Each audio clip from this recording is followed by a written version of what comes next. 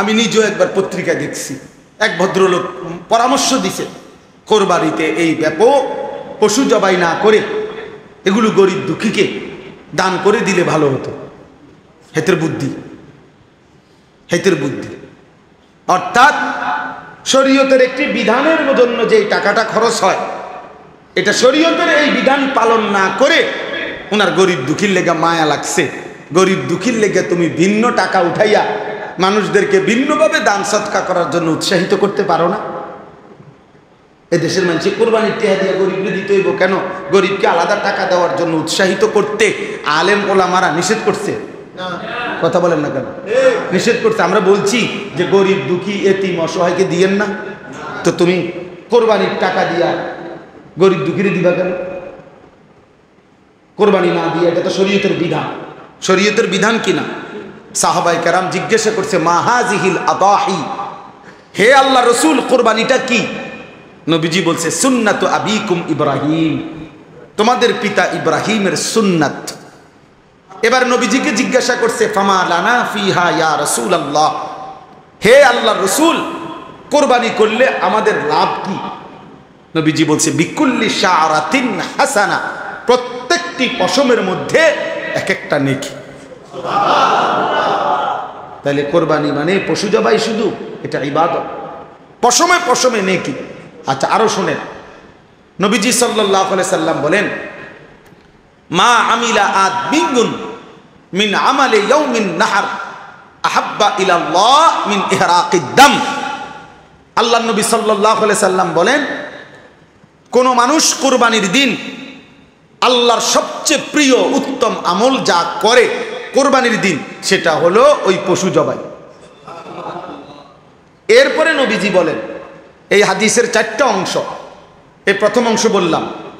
দ্বিতীয় অংশ নবীজি বলেন ইন্নাহু ইয়াতি ইয়াউমাল কিয়ামাতি বিকুরুনিহা ওয়া আশআরিহা ওয়া আজলাফিহা, ওই ব্যক্তি কোরবানি যে করলো কিয়ামতের দিন সে ওই প্রাণীর শিং, পশম এবং আজলাফ মানে খুর, পায়ের যে খুর আছে না, এই খুর, নবীজি বলেন সে শিং, পশম এবং খুরগুলো সহ হাসরের ময়দানে মিজানের পাল্লায় ওজনের জন্য নিয়ে আসবে।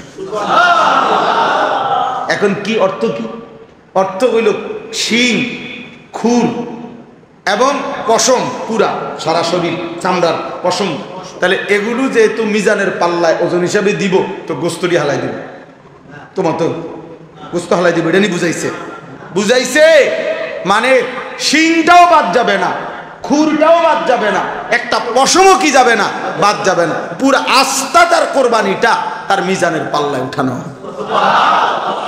কি পরিমাণ নেকি হবে, কি পরিমাণ নেকি হবে! তো এটাকে খামখেয়ালি? এটা শুধু গরু জবাই। এরপরে 3 নম্বর অংশ, নবীজি সাল্লাল্লাহু আলাইহি সাল্লাম বলেন ওয়া ইন্নাদ দামা লা ইয়াকাউ মিনাল্লাহি বিমাকানিন ক্বাবলা আন ইয়াকা মিনাল আরদ। অর্থ কি? আগে কুরবানকে কুরবান বলে কেন? মানে এই যে পশু জবাই করার এই উৎসবটাকে, ইবাদতটাকে কি বলে? কোরবানি বলে। কোরবান অর্থ হলো, কোরবান শব্দটি আরবি, এই আমি যে আয়াত পড়ছি এখানে আছে ইজ কাররাবা কুরবানান। তো কুরবান শব্দের অর্থ হলো কুরব, নৈকট্য অর্জন করা, কারো ঘনিষ্ঠ হওয়া। মানে কুরবানির মাধ্যমে সবচেয়ে কম সময়ে বান্দা আল্লাহর ঘনিষ্ঠ হয়, নৈকট্য অর্জন করে, এই জন্য কোরবানকে কোরবান বলা হয়। এখন সবচেয়ে কম সময়ে মানে কি, এটা আপনি ব্যাখ্যা দিলে বুঝবেন। ওই হাদিসের অর্থের জন্য বলতেছি, আপনি এমনি আগে বাংলায় বুঝেন, তাইলে হাদিসের তর্জমা বুঝতে সুবিধা হবে। মনে করেন একটা গরু, ছাগল, ভেড়া, বকরি, দুম্বা, মহিষ, এটারে মাটিতে শোয়াইল জবাইয়ের জন্য, কেমন? এখন আপনি বলেন এই গলা আর মাটি, মানে যে গলাটা যে শোয়াইলো জবাই করার জন্য, গলাতে তো কি লাগাবে? ছুরি দিবে। এখন গলার থেকে মাটি ব্যবধান কদ্দুর? 1 হাত, আধা হাত, 1 বিঘা। তাহলে কারো দিলের মধ্যে যখন আখিরাত ডুবে যায়, ঢুকে যায়। তো চারিদিকের সকলের নাফরমানিও তাকে আর প্রভাবিত করতে পারে না। এমন অসংখ্য মানুষ আছে যাদের চারিদিকের সব ঘরে টেলিভিশন চলে, কিন্তু 40 বছর 30 বছর 50 বছরে তার ঘরে তার বিবি বাচ্চা এবং সে, তারা কোনোদিন টেলিভিশন দেখে না, এমন নাই? আলহামদুলিল্লাহ। এই জন্য আল্লাহ তাআলা বলছে আলাইকুম আনফুসাকুম, নিজেকে আঁকড়িয়ে ধরো, নিজেকে গড়ে তোলো, নিজেকে সাজাও, তাহলে গোটা পৃথিবী মিলে কেউ আর তোমাকে পথভ্রষ্ট করতে পারবে না, কেউ না। হযরত মাওলানা তারেক জামিল সাহেব, পৃথিবী বিখ্যাত মুবাল্লিগ, দাঈ, তো উনি বলেন যে আমি আমার দীর্ঘ 30-35 বছরের জীবনে গোটা ইউরোপ আমেরিকা সহ সমস্ত দেশে, এমনকি এক এক দেশের প্রতিটা স্টেটে প্রদেশে আমি সফর করছি, দিনকে দিন, বছরকে বছর, রাতকে রাত। কিন্তু উনি বলেন যে আমি আল্লাহকে সাক্ষী রেখে বলতে পারি, আমার এই নজর এই দীর্ঘ 25 বছর 30 বছরের জীবনে ইচ্ছা করে কোনো বিভিন্ন নারীর দিকে তাকায়, অথচ যেখানে উলঙ্গপনা, বেহায়াপনা স্বাভাবিক, যেখানে পর্দা কিংবা ঢেকে ঢুকে চলা অস্বাভাবিক, সেইখানে, ওইখানের ব্যাপারে উনি বলতেছে ওইখানে থাকার, চলার পরেও, যাওয়ার পরেও আমি আমার নজর হেফাজত করছি। তাইলে এই জন্য বললাম, আল্লাহ তাআলা বললেন আলাইকুম আনফুসাকুম, নিজেকে গঠন করো। আমরা কিতাবে পড়ছি একজন নওজোয়ান তাগড়া যুবক মুসলিম মুজাহিদকে খ্রিস্টান সৈন্যবাহিনী গ্রেফতার করছে। তো গ্রেফতার করার পরে উনি অনেক বেশি সুন্দর, সুঠাম, চমৎকার দেহ ছিলেন। তো খ্রিস্টান সেনাপতি ওই যুবক মুজাহিদকে দেখে আকৃষ্ট হয়েছেন, নিজের মেয়েকে এই ছেলের কাছে বিবাহ দিবেন এরকম ভাবছেন। তো চিন্তা করছে আগে তাকে যে কোনো প্রলোভনে খ্রিস্টান বানাই, চেষ্টা করি, তারপরে তার কাছে মেয়ে বিয়ে দিবে। তো বহুভাবে ওনাকে প্রলোভন দিছে, হুমকি ধমকি দিছে, উনি কোনোভাবেই মাথা নোয়ায় না, শেষ পর্যন্ত বন্দি করছে। আমরা উর্দু কিতাবে পড়ছি ওই যুবক মুজাহিদ এবার ওনার কামরার মধ্যে ওই সেনাপতি তার সুন্দরী মেয়েকে একাকী দিয়ে দিছে, আর বলছে তুমি তোমার রূপ যৌবন দিয়ে যে কোনোভাবে তাকে গুনাহে বাধ্য করবা। তো 3 দিন ওই মেয়ে ওই ঘরে ছিল। 3 দিন পরে সে বের হয়ে তার বাবাকে বলছে যে হে বাবা, নিশ্চিত ইন্নাহু হাজারুন আম শাজার, এই যুবক নিশ্চিত হয় পাথর নয়তো কোনো গাছ, সে আসলে কোনো মানুষ না, মানুষের কোনো অস্তিত্ব, প্রাণ, অনুভূতি তার মধ্যে নাই। লা ইয়ালতাফিতু ইলাইয়া মাররাত, সে তো আমার দিকে একবারের জন্য চোখটা তুলেও তাকায় না। আমি আমার সব চেষ্টা করছি, হয় না। তাইলে আলাইকুম আনফুসাকুম, নিজেকে মজবুত করা অনেক বড় নিয়ম, কষ্টসাধ্য কাজ, কষ্টসাধ্য কাজ, কিন্তু সম্ভব, সম্ভব, আল্লাহর দয়া হলে সম্ভব। এই সমাজে আমরা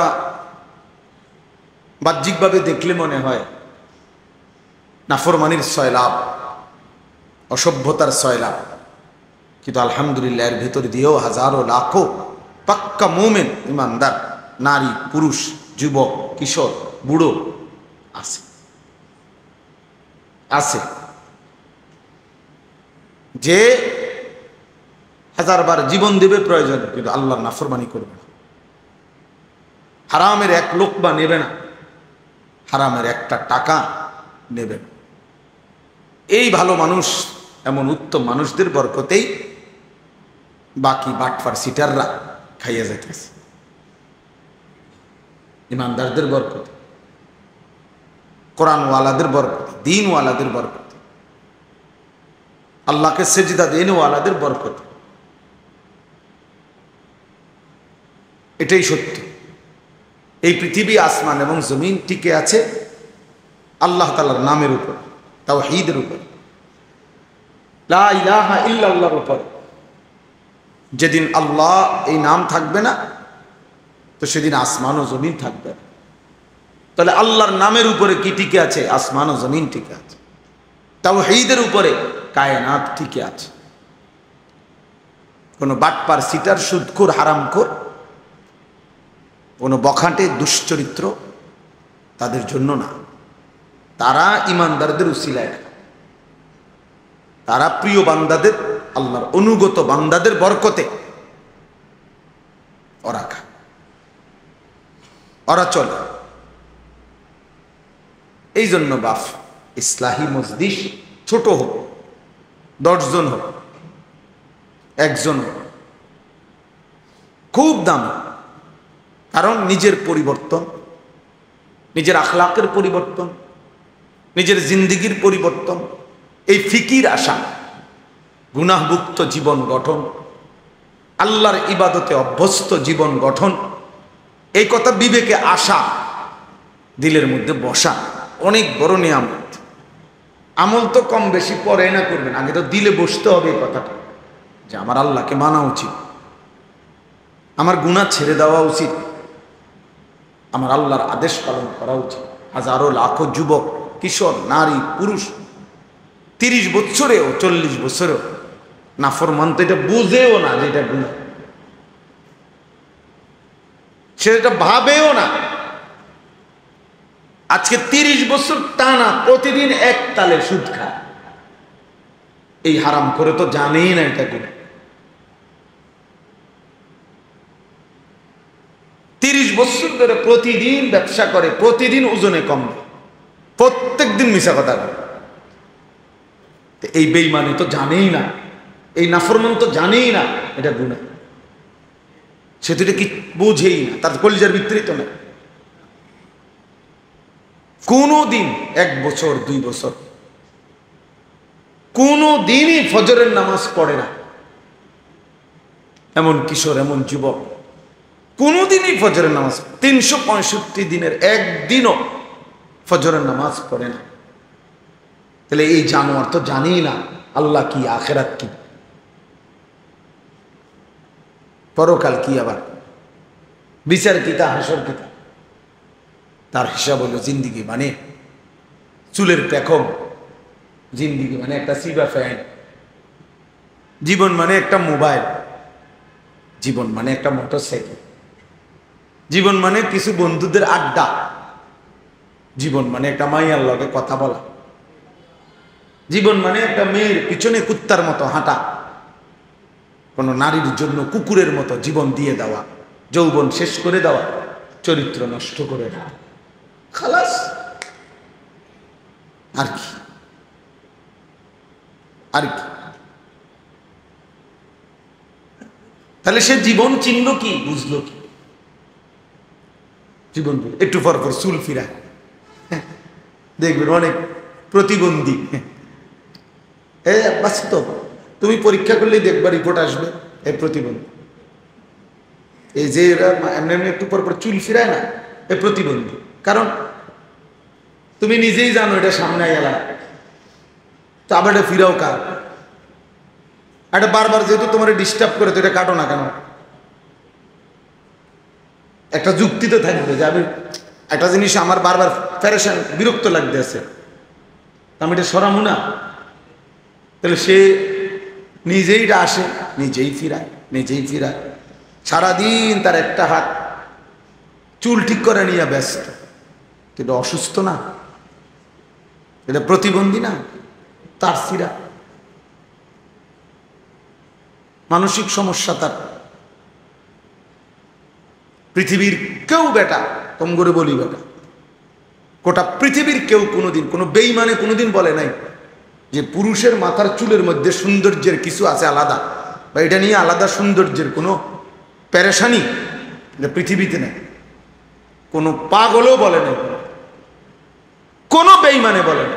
তোমগরে কিছু বেঈমানে হয়তো ভুল বুঝাইছে। চুলের উপরে যদি কোনো যত্ন সৌন্দর্যের কিছু হয়, তা নারীর সৌন্দর্য চুলের মধ্যে। পুরুষ চুল নিয়ে ব্যস্ত থাকবে, এটা এক ধরনের মেয়েলি স্বভাব ছাড়া, বেডিতে স্বভাব ছাড়া আর কিচ্ছু হইতে পারে। এটা এক ধরনের কাপুরুষ, যে লজ্জিত পুরুষ হওয়া নিয়ে, যে শরম পাইতেছে যে আমি যে বেডই, এই জন্য আমি একটু লজ্জিত, অনুতপ্ত। আমি যদি মেয়ে হতাম আর মেয়েদের মতো সারাক্ষণ চুল নিয়ে ব্যস্ত থাকতাম, কত না ভালো হতো। নাই তো বলেন কি কারণ থাকতে পারে এটার পিছনে? একটা ছেলেকে কেন, পুরুষকে কেন চুল নিয়ে এত ব্যস্ত বানাই দিল? আফসোসের ব্যাপার, আশ্চর্যের ব্যাপার রীতিমত। এই জন্য বললাম আলাইকুম আনফুসা। ইসলাহি মজলিসের মূল ফিকিরের নিজের সংশোধন, জিন্দিগির সংশোধন, জীবনকে সুন্দর করা, এটা খুব ভালো, খুব ভালো উদ্যোগ। এক মানুষের সবচেয়ে বড় কল্যাণ, মনে রাখবেন, মানব কল্যাণ দুই ধরনের হয়। এক হলো সেবামূলক কিছু কাজ করা। কারো বাড়িতে টিউবওয়েল বসায় দিছেন, কারো টিনের চাল দিয়ে দিছেন, কারো ঘর বাইন্ধে দিছেন, হ্যাঁ, মেয়েটার বিধবা, মেয়ে বিবাহের ব্যবস্থা করে দিছেন। মাশাআল্লাহ, ভালো কাজ এগুলো। বন্যা, ঝড়, ঘূর্ণিঝড়, জলোচ্ছ্বাসে সহযোগিতা করছেন, উত্তম কাজ, মানব সেবা। কিন্তু আরেকটা মানব সেবা হলো, মানব কল্যাণ হলো ওই মানুষটাকে আল্লাহমুখী করে দেওয়া, আখিরাতমুখী করে দেওয়া। ওই মানুষটার জিন্দিগি চেঞ্জ করে, ইউটার্ন করে তাকে আল্লাহ রসুল আখিরাত পরকালের দিকে ফিরাইয়া দেওয়া। আল্লাহ কসম, কোরআন বলে এটা হচ্ছে মানবতার সবচেয়ে বড় কল্যাণ। মানুষের সবচেয়ে বড় কল্যাণ হলো তাকে তার রব চিনায় দেওয়া, তাকে তার গন্তব্য চিনায় দেওয়া, তাকে তার মালিক চিনায় দেওয়া, তাকে আল্লাহর সাথে জুড়ে দেওয়া, তাকে নামাজের সাথে বেঁধে দেওয়া, তার ঈমানের দৌলত দান করা। এজন্য আল্লাহ নবী সাল্লাল্লাহু আলাইহি ওয়াসাল্লাম বলছেন, ওয়া ইন্নী আখিযুন বিহুজাজিকুম, আমি চেয়েছি, নবীজি বলেন, আমি চেয়েছি কোমরে জড়াইয়া ধইরা হলেও আমার এক এক উম্মতকে জাহান্নাম থেকে বাঁচাইতে। কোমরে জড়াইয়া ধরে হলো, অর্থাৎ হাত ধরলে মানুষ অনেক সময় ছুটে যায়, কাঁধে হাত দিলে মানুষ অনেক সময় ছাইরা লাগে, কিন্তু কোমরে যদি কাউরে আমজা করে শক্ত করে ধরে, এই বাঁধন ছুটাইতে কষ্ট। যেন নবীজি বলেন, আমি চেয়েছি আমার এক এক উম্মতকে কোমরে জড়িয়ে ধরে হলেও জাহান্নামের আগুন থেকে বাঁচাইতে। এই ফিকির, এইটা হলো বড় ফিকির। প্রতিটা মানুষকে নেক কাজের আদেশ করা, গুনাহের কাজ থেকে ফিরিয়ে রাখার চেষ্টা করা, বাপ, এটা মানবতার বড় কল্যাণ। এটা বড় কল্যাণ। তারে আমি 3 বেলা খাওয়াইলাম, অথচ সে আল্লাহকে সিজদা দেয় না, এটা বড় কল্যাণ না? হ্যাঁ, এটাও কল্যাণ, তার ভালো, তার খাওয়াই আমি। কিন্তু মানবতার, মানুষের সবচেয়ে বড় কল্যাণ হলো মানুষকে তার মালিকের সাথে জুড়ে দাও, জুড়ে দাও। এজন্য কিতাবে আছে, নবী সাল্লাল্লাহু আলাইহি ওয়াসাল্লাম বলছেন, লাল্লাহু আশাদ্দু ফারাহান বিতাওবাতি আবদিহি, আল্লাহ তাআলা সবচেয়ে বেশি খুশি হয় বান্দা যখন তওবা করে গুনাহ ছেড়ে দিয়ে আল্লাহর কাছে ফিরে আসে। আর হাদিসে আছে, নবীজি বলেন, কোনো বান্দা যখন গুনাহ ছেড়ে দেয়, নাফরমানি ছেড়ে দেয়, তওবা করে আল্লাহর কাছে ফিরে আসে, সেজদা দেয়, গোলামি করে, আল্লাহর নাফরমানি ত্যাগ করে, খোদার কসম নবী বলে আল্লাহ তখন ফেরেশতাদেরকে বলে আমার আসমান সাজিয়ে দাও, জান্নাত সাজিয়ে দাও। তো ফেরেশতারা আসমান সাজায়, জান্নাত সাজায়, আর বলে আল্লাহ আসমান কেন সাজাইলেন? তো আল্লাহ তাআলা বলে আসলাহাল আবদু মাওলাহু। আল্লাহ তখন বলে শুনো ফেরেশতারা, আজকে এক গোলাম যে তার মনিব থেকে বহুদিন যাবৎ ভাইগা গেছিল, পলায়ন করছিল, আজকে সেই ভেগে যাওয়া পলায়ন কৃত গোলাম তার মনিবের সাথে সম্পর্ক ঠিক করে নিছে।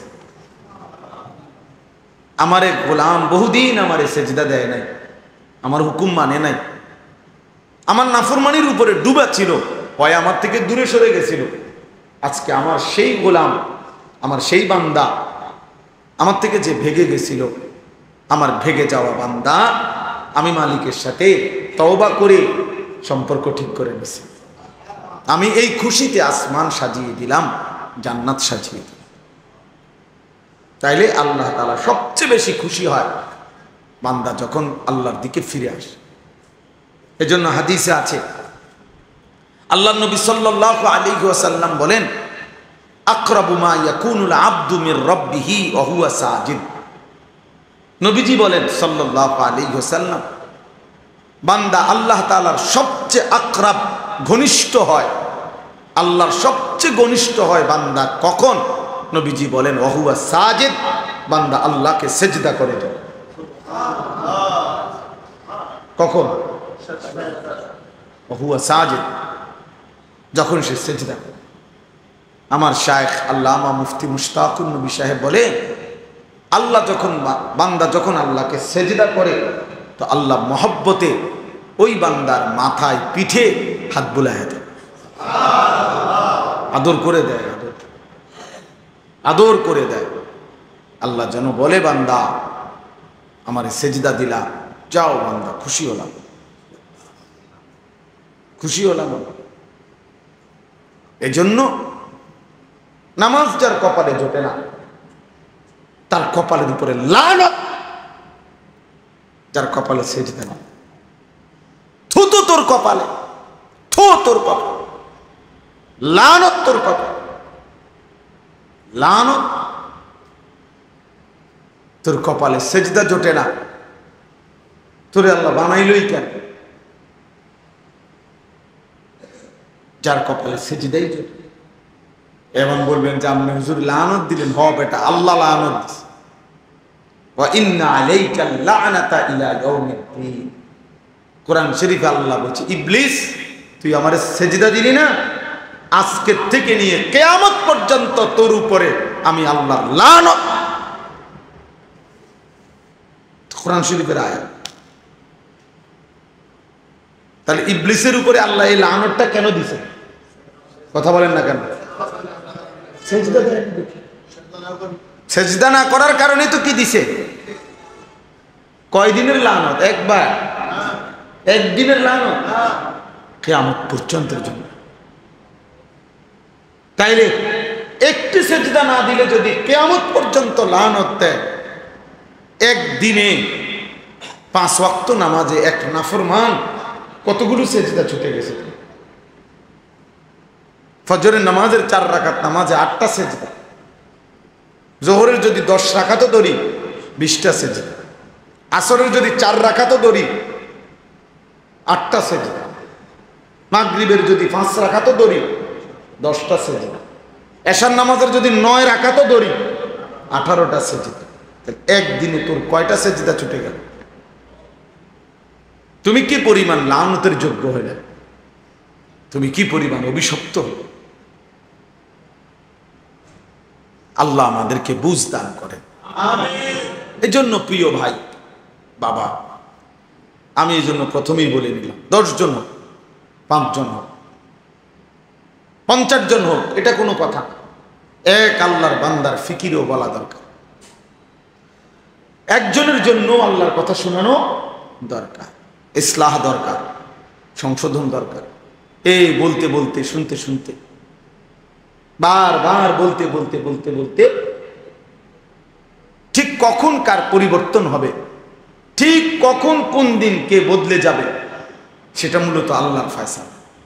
আমাদের দায়িত্ব বলতে থাকা, শুনতে থাকা, আয়োজন করতে থাকা। মূলত ফয়সালা হেদায়েত কে দিবে? আল্লাহ।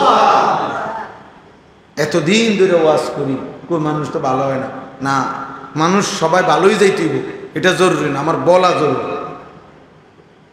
হুজুরে যেমন 10 বছর ধরে মাহফিল করি, কই মানুষের তো কোনো পরিবর্তন দেখি না, এই জন্য আর মাহফিল করতাম না। তো আর মাহফিল না করলে 10 বছর, এবার যেহেতু 10 বছর করেও দেখছেন ভালো হয় না, তো না করলে 10 বছর তো ভালো হয়ে যাবে।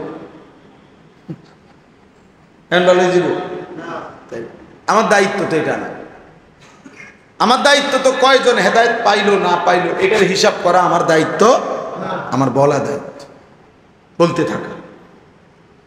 এই জন্য আপনারা রাসেল ভাই সহ আমারে বলছে, আমি ডেট দিছি, বাকিরাও আমি হয়তো সবাইকে চেহারা তো চিনি আলহামদুলিল্লাহ। আপনাদের এই হিলফুল ফুজুল নামে আপনাদের এই আয়োজন আপনারা ধারাবাহিক করবেন, ধারাবাহিক।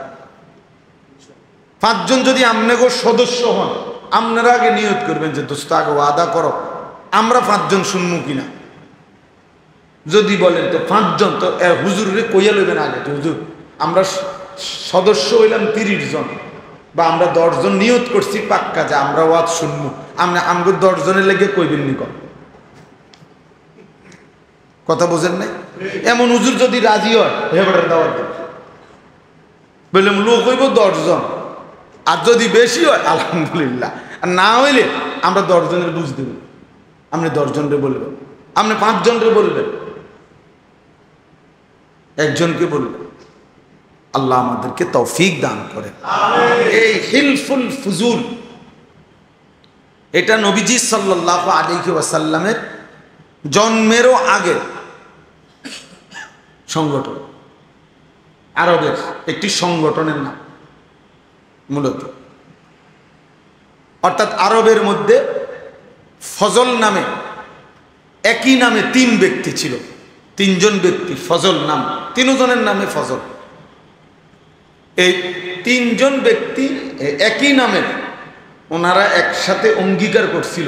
হিলফুন মানে হলো ওয়াদা, অঙ্গীকার, শপথ।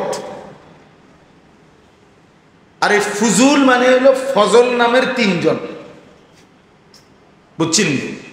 এটা কিন্তু অনেকখানি এই সংগঠনের নাম আছে, দেখেন না, এই জন্য বলতেছি আর কি, সবার ভালো হলো।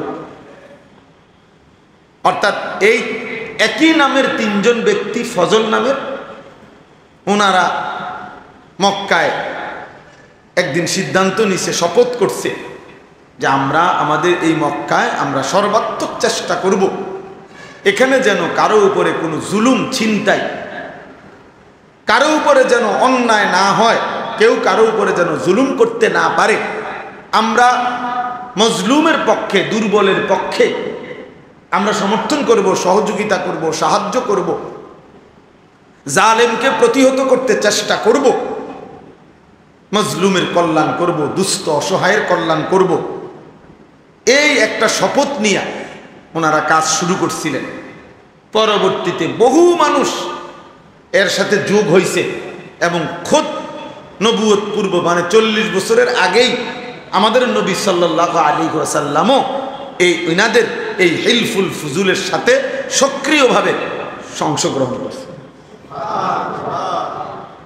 বুঝছেন না কথা? তো সেইখান থেকে আজকে 1500 বছর আগের এই পবিত্র নিয়তে, ভালো নিয়তে 3 জন ব্যক্তি একটি উত্তম কাজের জন্য নিয়ত করছিল, শপথ করছিল। তো সেই নাম আজকে 1500 বছর পরেও পৃথিবীতে কেমন পরিচিত না? কেমন পরিচিত! কত নামে আমরা তো ওয়াজে যাই, সারা বাংলাদেশে এই নামে শত শত এলাকায় কি আছে সংগঠন, হিলফুল ফুজুল। তাহলে শুধু এটা বাংলাদেশে না অন্যত্র নাই? তাহলে এই জন্য বললাম মুখলেসানা খেদমত, মানে নিষ্ঠার সাথে আল্লাহর সন্তুষ্টির জন্য কোনো খেদমত যদি করা হয় তো যুগ যুগ ধরে এটা টিকে থাকে। আল্লাহ তাআলা আপনাদেরকেও তৌফিক দেন, কবুল করেন, আমিন। এইবার আমি একটা আয়াত পড়ছি, এই আয়াতের উপরে অল্প একটু কথা বললে আমার কথা শেষ ইনশাআল্লাহ। আমাদের প্রিয় ভাই হযরত মাওলানা মুফতি ইউসুফ বিন ইকবাল, এই মাওলানা বয়সে আমাদের অনেক কম, আলহামদুলিল্লাহ সে অনেক ভালো আলেম, অনেক ভালো আলেম। আমি ব্যক্তিগতভাবে তার বয়ান শুনি, তার কথা শুনি, তার প্রত্যেক কথায় 10 মিনিট 20 মিনিট আধা ঘন্টাও যদি কেউ শুনে তো ভালো যারা আলেম তারাও অনেক খোরাক পায়। এত সুন্দর কথা বলতে এবং এত দলিল ভিত্তিক রেফারেন্স ভিত্তিক কথা বলে, এটা অবাক, আলহামদুলিল্লাহ। এই আপনাদেরকে বলছে, আমি সেই তো শুনলাম যে কোন কোন আমল করলে হজ্জের সওয়াব পাওয়া যায়, উমরার সওয়াব পাওয়া যায়। তো দেখা যাবে হাজার হাজার পৃষ্ঠা খুঁজাও আমনে খুঁজা পাইতেন না, অসংখ্য হাদিসের কিতাব খুঁজাও আমনে এগুলোর একসাথ করতে পারতেন না। কিন্তু আলহামদুলিল্লাহ ওলামায়ে কেরাম আপনাদের কাছে যুগ যুগ ধরে আলেমরা পুরা কোরআন, পুরা হাদিস, পুরা দ্বীনকে একসাথ করে গবেষণা করে যুগে যুগে উম্মতের সামনে, উম্মতের ওলামায়ে কেরামরা মানুষের জীবন চলার দিক নির্দেশনা, আখিরাতমুখী কল্যাণমুখী দিক নির্দেশনা দিয়ে যাচ্ছে। এটা ওলামায়ে কেরামেরই একমাত্র খেদমত, যেটা এই পৃথিবীর আর কেউ করতে পারেও নাই, পারবেও না, কেউ পারবে না। কোন জেনারেল শিক্ষিত ব্যক্তি পুরা কোরআন সামনে নিয়ে, নবীজির সমস্ত হাদিসকে সামনে নিয়ে পূর্বাপর সমস্ত কিছু বিশ্লেষণ করে উম্মতকে সঠিক দিক নির্দেশনা দেওয়া, এটা একমাত্র ওলামায়ে কেরামেরই বৈশিষ্ট্য। এটা ওলামায়ে কেরামেরই বৈশিষ্ট্য, বিশ্বাস করে। এজন্য ওলামায়ে কেরাম থেকে বিচ্ছিন্ন হওয়া, ওলামায়ে কেরাম থেকে বিচ্যুত হওয়া, ওই মানুষগুলো, ওই ব্যক্তিগুলো নিশ্চিত মনে রাখবেন ওরা সঠিক রাস্তা, গন্তব্য, মঞ্জিল পাবে না, মাঝখানে কোথাও না কোথাও হোঁচট খাইয়া পড়ে যাবে, পড়ে যাবে। প্রত্যেক সময়ে মনে রাখবেন, সর্বসময়ে কিছু মানুষ, কিছু ব্যক্তি, কিছু গোষ্ঠী প্রকাশ্যে কিংবা গোপনে সর্বদাই তৎপর থাকে, যারা ওলামায়ে কেরামের বিরোধিতা করার জন্য সচেষ্ট। কারণ হলো তারা জানে মানুষ যত বেশি ওলামায়ে কেরামের সাথে থাকবে, ওলামায়ে কেরাম থেকে শুনবে, তত বেশি প্রকৃত দ্বীন, প্রকৃত ইসলাম, প্রকৃত আমল, প্রকৃত জীবন গঠন করতে পারবে।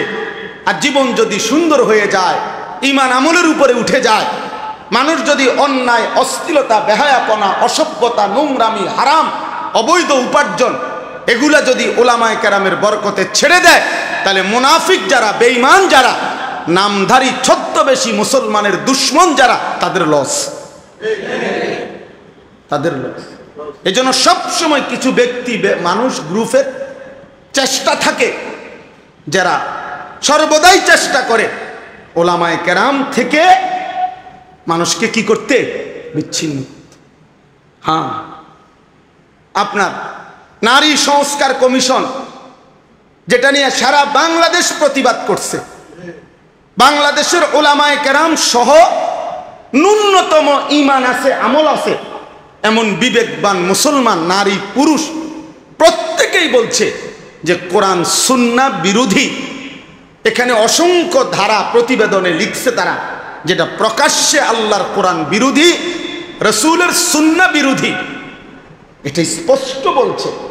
ওলামায়ে কেরামও দেখায় দিছে, সাধারণ বিবেকবান মুসলমান, ইমানদার মুসলমানও এটা দেখছে, শুনছে, জানে।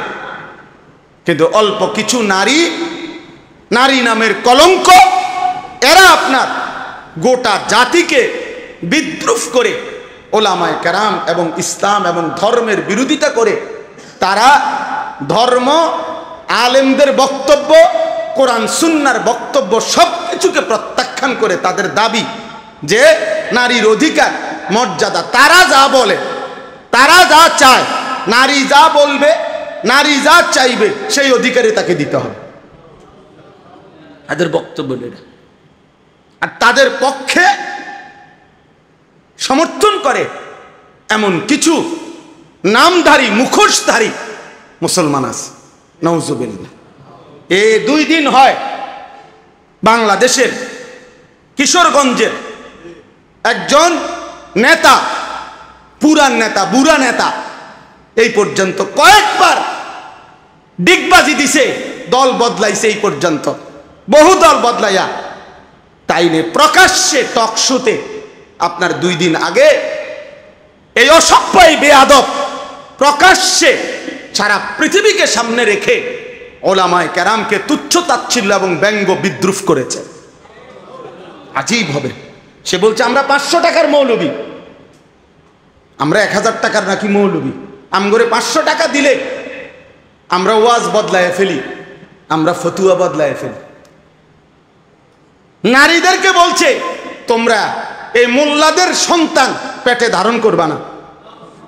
এত বড় জঘন্য বেয়াদব বাংলাদেশে আরেকটা কেমনে জন্ম নিয়া এই ফ্যাসিস্ট পরবর্তী 5ই আগস্ট যেই সময় জালেম পলায় গেল, এরপরে এই জালেম কেমনে থাকলো এটা আশ্চর্য লাগতেছে।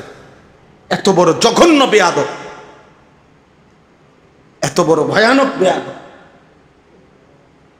বয়স্ক মানুষ, বয়স 60 বছরের কম হবে না, সে একেবারে সে বলতেছে মোল্লাদের ইসলামের মধ্যে কোনো মোল্লাতন্ত্র নাই, ইসলামে এক জিনিস, মোল্লাতন্ত্র আরেক জিনিস। মানে আমরা মোল্লারা হইলাম এক জিনিস, ইসলাম আরেক জিনিস।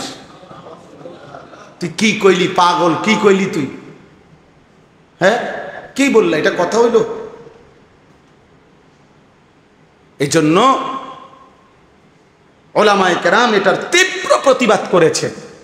এমন জঘন্য বেয়াদব যেই দল লালন করে তাদের ভবিষ্যৎ খুব ভালো হবে না, ভবিষ্যৎ ভালো হবে না। এই নাফরমান ওলামা বিদ্বেষী, আলেম বিদ্বেষী, সে নিজেকেও ডুবাবে, তার দলটাকেও ডুবাবে শেষ পর্যন্ত। আশ্চর্য। এজন্য ভাইয়া একজন হইলেও মনে রাখবেন, উম্মতকে ওলামাদের থেকে, সর্বশ্রেণীর মুসলমানকে, মানুষকে আলেমে দ্বীন থেকে বঞ্চিত করার যেই কোনো ষড়যন্ত্র, যেই কোনো চেষ্টা, এটা আমরা ঘৃণা ভরে প্রত্যাখ্যান করা দরকার। এজন্য আপনাদের কাছে আমার অনুরোধ রইল, ওলামায়ে কেরাম যুগ যুগ ধরে আপনাদের কাছে দ্বীন পেশ করে, আল্লাহর কোরআন পেশ করে, রাসূলের সুন্নাহ পেশ করে। কয় টাকা উপার্জন আপনারা বলেন ইনসাফ করে?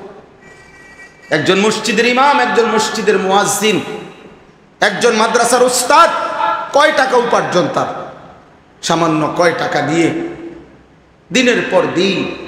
আমার একবার দাউদকান্দিতে এক মসজিদের ইমাম সাহেব, বিশ্বাস করেন কত আমনের মতো বয়সী হবে, বয়স্ক মানুষ, ইমাম সাহেব আমারে জড়ায় ধরা একদিন আমারে বলতেছেন যে হুজুর আমি আজকে 26 বছর এই মসজিদে ইমামতি করি, অল্প কয়টা বেতন পাই। কয় যে হুজুর আমি আমার বিবি বাচ্চার কত আবদার জীবনে পূরণ করতে পারি নাই অভাবের কারণে, কাইন্দা দিছে। কয় যে হুজুর আমার আল্লাহ আমারে, আমি 26 বছর এই মসজিদের খেদমত করি, একই মসজিদে, ছোট একটা মসজিদ। বলতেছে হুজুর আমার আল্লাহ আমারে, আমার তো দুনিয়ার কোনো স্বপ্ন, বাচ্চাদের আশা আকাঙ্ক্ষা কত কিছু পূরণ করতে পারি নাই অভাবের কারণে, আমার আল্লাহ আমারে আখিরাতে দিবনি। আমি কি বলতাম কর, আমি জড়াইয়া ধরে ওনারে অনেক কাঁদছি, কাইন্দা বললাম হুজুর আমি, বলেন কি, ইনশাআল্লাহ আল্লাহ আপনাকে এই পরিমাণ দেবে, সেদিন আপনি এবং আপনার পরিবার খুশিতে আনন্দে আত্মহারা হয়ে যাবে, আনন্দে আত্মহারা হয়ে যাবেন। আলেমে দ্বীন কখনো কারো উপার্জন মাসে 8,000 10,000 টাকা, আর ওই বেয়াদব সে নাকি নেতা, এই বেয়াদব পরিষ্কার বলতেছে, মুসলমান নারীদেরকে বলতেছে তোমরা মোল্লা মৌলবীর বাচ্চা পেটে নিবা না। এত বড় জানোয়ার মুসলমানের ঘরে জন্ম নিল কেমনে? এত বড় বেঈমান, কি পরিমাণ আশ্চর্য কথা, চিন্তা করে দেখে।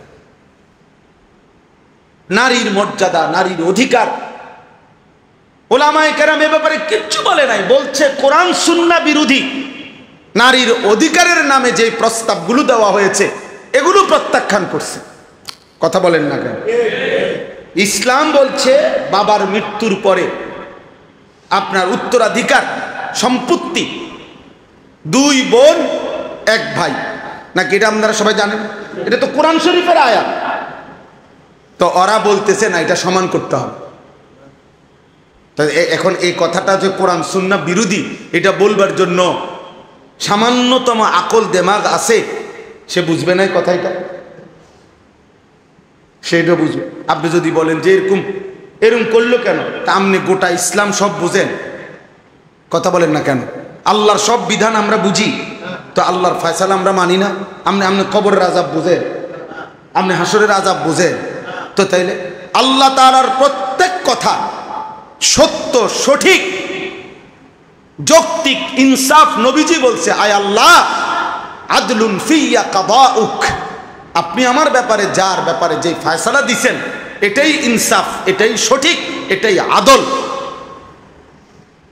আল্লাহ তাআলা বান্দার উপরে জুলুম করবে, আল্লাহ বান্দার ভালোটা বুঝবে না, আর এই নাফরমান কয়েকজন মহিলা বুঝবে, এটা সম্ভব?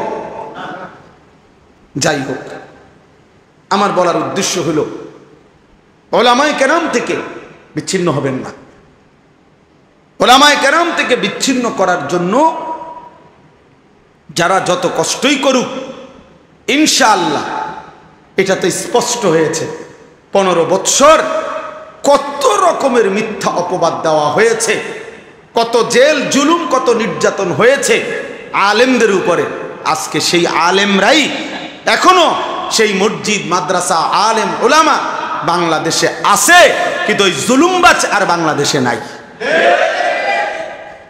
অতএব এই নতুন করে এই জঘন্য বেয়াদব যে আলেমদেরকে উপেক্ষা করলো, তুচ্ছ-তাচ্ছিল্য করলো, কিশোরগঞ্জের এই বেয়াদব ইনশাআল্লাহ বাংলাদেশে থাকতে পারবে না। ইনশাআল্লাহ দেখেন, ইনশাআল্লাহ আল্লাহই বেইজ্জতি করবে, আসমান ওয়ালাই বেইজ্জতি করবে ইনশাআল্লাহ।